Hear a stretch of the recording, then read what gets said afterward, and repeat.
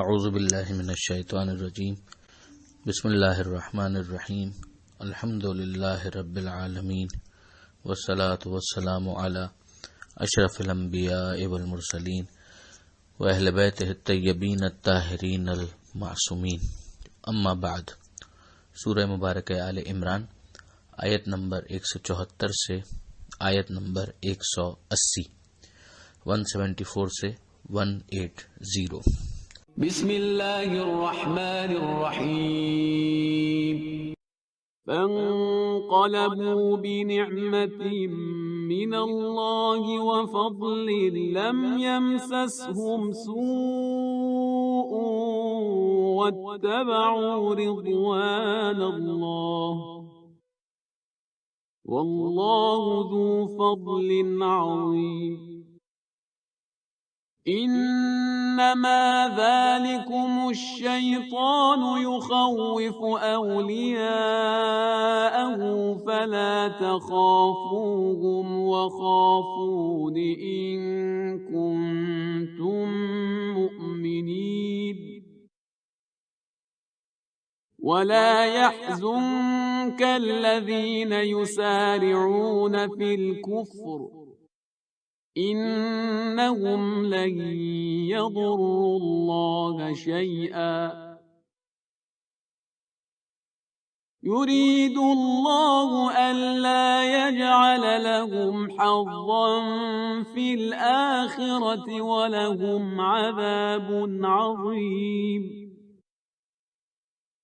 ان الذين اشتروا الكفر بالإيمان لن يضروا الله شيئا ولهم عذاب أليم۔ ولا يحسبن الذين كفروا أنما نملي لهم خير لأنفسهم انما نملی لهم لیزدادوا اثما ولهم عذاب مہین۔ ما كان الله ليذر المؤمنين على ما أنتم عليه حتى يميز الخبيث من الطيب وما كان الله ليطلعكم على الغيب ولكن الله يجتبي من رسله من يشاء فآمنوا بالله ورسله وَإِن تُؤْمِنُوا وَتَتَّقُوا فَلَكُمْ أَجْرٌ عَظِيمٌ۔ وَلَا يَحْسَبَنَّ الَّذِينَ يَبْخَلُونَ بِمَا آتَاهُمُ اللَّهُ مِنْ فَضْلِهِ هُوَ خَيْرًا لَهُمْ بَلْ هُوَ شَرٌّ لَهُمْ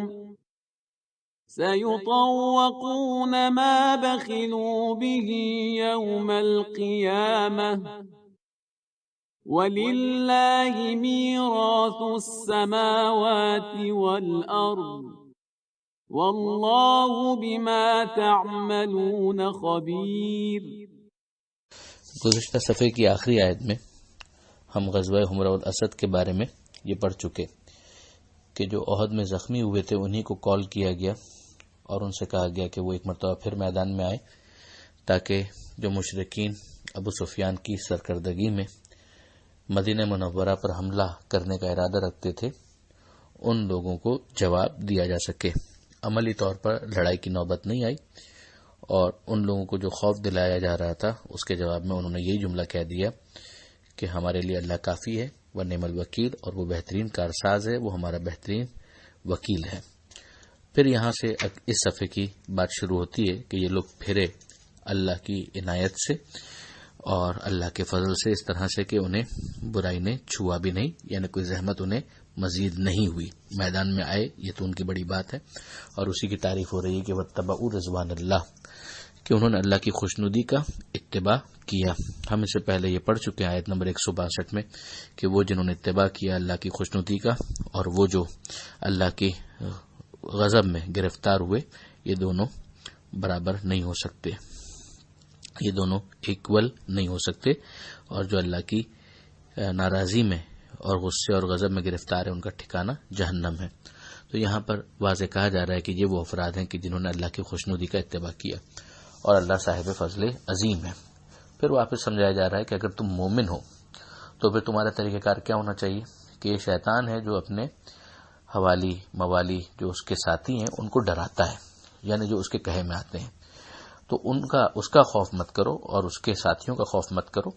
اور مجھ سے ڈرو. یعنی میرا خوف تمہارے دل میں ہونا چاہیے کہ پروردگار سے بڑھ کر تو کوئی بھی نہیں ہے، مگر یہ سب کی صورت میں اگر تم مومن ہو، اگر تمہارا ایمان ہے. پھر جو اگلی آیت ہے اس میں پیغمبر اکرم صلی اللہ علیہ وآلہ وسلم سے خطاب ہو رہا ہے کہ اے حبیب، یہ جو کفر میں تیزی کے ساتھ آگے بڑھ رہے ہیں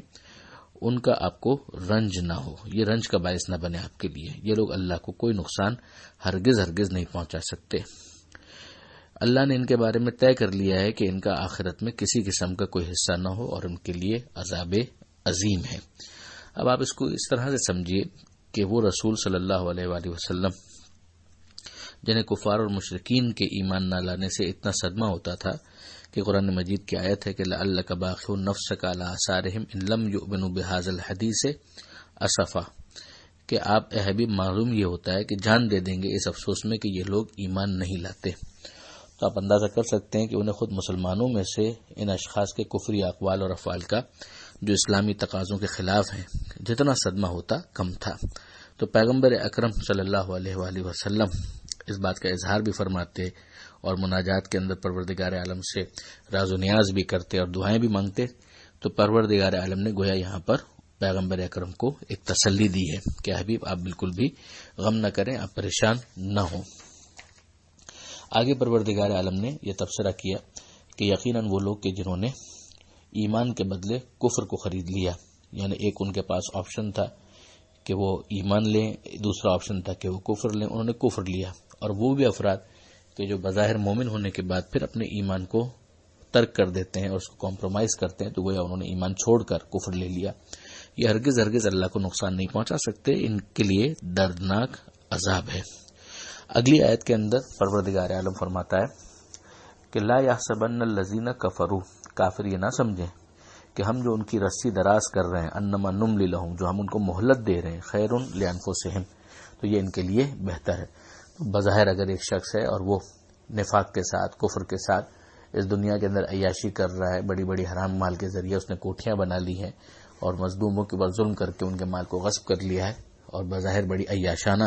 وہ زندگی گزار رہا ہے، تو اس کے اس ظاہری شو آف کو دیکھ کر نہ وہ نہ کوئی دوسرا یہ سمجھے کہ یہ ان کے لیے بہتر ہے. انما نملی لہم لیزدادوا اثما، یہ ہم ان کی جو رسی دراز کر رہے ہیں یہ اس لیے کہ ٹھیک ہے وہ اور زیادہ گناہ کر لیں. جو مہلت ہے وہ جب مکمل ہو جائے گی اور رسی جب کھینچی جائے گی تو پھر اس کا نتیجہ کیا ہوگا؟ وَلَهُمْ عَذَابٌ مُهِينٌ، کہ ان کے لیے پھر ذلیل کرنے والا عذاب ہوگا. یہ ذہن میں رکھنے والی بات ہے کہ جناب زینب کبریٰ سلام اللہ علیہا، حضرت علی علیہ السلام اور جناب سیدہ سلام اللہ علیہا کی دختر اور پیغمبر اکرم صلی اللہ علیہ وآلہ وسلم کی نواسی اس بی بی زینب نے لہجہ علی میں جو خطبہ دیا تھا دربار یزید میں، تو وہاں اس آیت سے استدلال کیا تھا جناب زینب سلام اللہ علیہ نے، اور یزید کو مخاطب کر کے یہ آیت پڑھی تھی. اور اس کا سیاق و سباق بھی بالکل واضح ہے کہ اس وقت یزید جو تھا وہ اپنے اقتدار کے نشے میں مست تھا اور جناب زینب سلام اللہ علیہ نے اس ظاہری شو آف کو اس آیت کے ذریعے سے کاؤنٹر کیا تھا اور اس کا مقابلہ کیا تھا. پھر پروردگار عالم اگلی آیت کے اندر یہ ارشاد فرماتا ہے، اور یہ بھی بہت اہم آیت ہے، کہ ما کان اللہ لیذر المؤمنین علی ما انتم علیہ، کہ اللہ مسلمانوں کی جماعت کو یوں جیسے تم ہو چھوڑنے والا نہیں ہے، حتی یمیز الخبیث من الطیب، جب تک کہ ناپاک کا پاک سے امتیاز نہ کرے. یہاں پروردگار عالم نے بہت واضح طور پر یہ ارشاد فرمایا ہے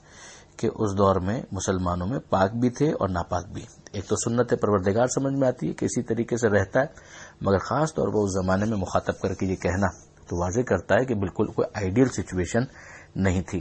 اور اس سے یہ بھی معلوم ہو گیا کہ ایسی صورتیں پیدا ہوں گی کہ ان کے درمیان امتیاز ہو جائے۔ اب اگر آپ غور کریں، یعنی بہت احتیاط کے ساتھ مگر بہت محتاط الفاظ میں، کہ پروردگار عالم ہر ایک کو ایک ہی لکڑی سے ہانکنے کے لیے تیار نہیں ہے کہ سبھی حضرت ہوں، سبھی رضی اللہ عنہ ہوں، سبھی عدول ہوں، سبھی کی اقتدا باعث نجات ہو۔ اگر ایسا ہوتا تو خالق کو اس خبیث اور طیب میں امتیاز پیدا کرنے کی ضرورت ہی کیوں ہونا چاہیے تھی؟ پھر یہ بھی اعلان ہو گیا کہ اس امتیاز کے یہ معنی نہیں ہے کہ صاف صاف ان آدمیوں کے ناموں کا عوام کے لیے اعلان کر دیا جائے، ما کان اللہ لیطلعکم علی الغیب ولکن اللہ یجتبی من رسولہ من یشاء، کہ پروردگار عالم سب کو اس غیب پر مطلع کر دے گا۔ پھر یہ امتیاز کیوں ہوگا؟ اسی طرح جیسے جنگ احد میں سختی پیش آئی اور دو قسم کے کردار سامنے آ گئے، بس یوں ہی اس کے بعد بھی دور رسول میں اور پھر رسول کے بعد ایسے امتحانی مواقع پیش آتے رہیں گے جن میں کردار کے فرق سے یہ امتیاز ہوتا رہے گا کہ کون خبیث ہے اور کون طیب۔ تو اب ظاہر ہے کہ مقصد الہی جو اس امتیاز خبیث و طیب سے وابستہ ہے، کیا اس کی تکمیل، یعنی یہ غور کرنے والی بات ہے کہ یوں ہو سکتی ہے کہ ہم یہ کہہ دیں کہ صدر اسلام کے واقعات پر اب تبصرہ نہیں ہونا چاہیے تاکہ کہیں کچھ مقدس افراد سے سوء ظن پیدا نہ ہو جائے، یا یوں ہوگی کہ خوب قرآن و سنت اور عقل کی روشنی میں پھٹک پھٹک کر پوری فراخ حوصلگی اور اللہ کی دیوی بصارت و بصیرت کے ساتھ دور اول کے واقعات پر بار بار نظر ڈالی جائے اور کردار کے جو مرقع سامنے آتے جائیں انہی سے یہ امتیاز محسوس کرنے کی کوشش کی جائے کہ کون اتباع کے مستحق ہیں اور کون بچنے کے لائق۔ اور یہی بچنا یعنی ان لوگوں کے اتباع کے خطرات کو پیش نظر رکھنا اس محل پر وہ ہے جسے کہا جا رہا ہے کہ تم ایمان پر قائم رہو اور بچتے رہو۔ یہ جو کہا گیا فآمنوا باللہ ورسولہ، ایمان لاؤ اللہ پر اور اللہ کے رسولوں پر، وَإِن تُؤْمِنُوا وَتَتَّقُوا فَلَكُمْ أَجْرٌ عَظِيمٌ، اور اگر تم ایمان لاؤ گے اور تقوی اختیار کرتے رہو گے یعنی بچتے رہو گے تو تمہارے لیے پھر اجر عظیم ہے۔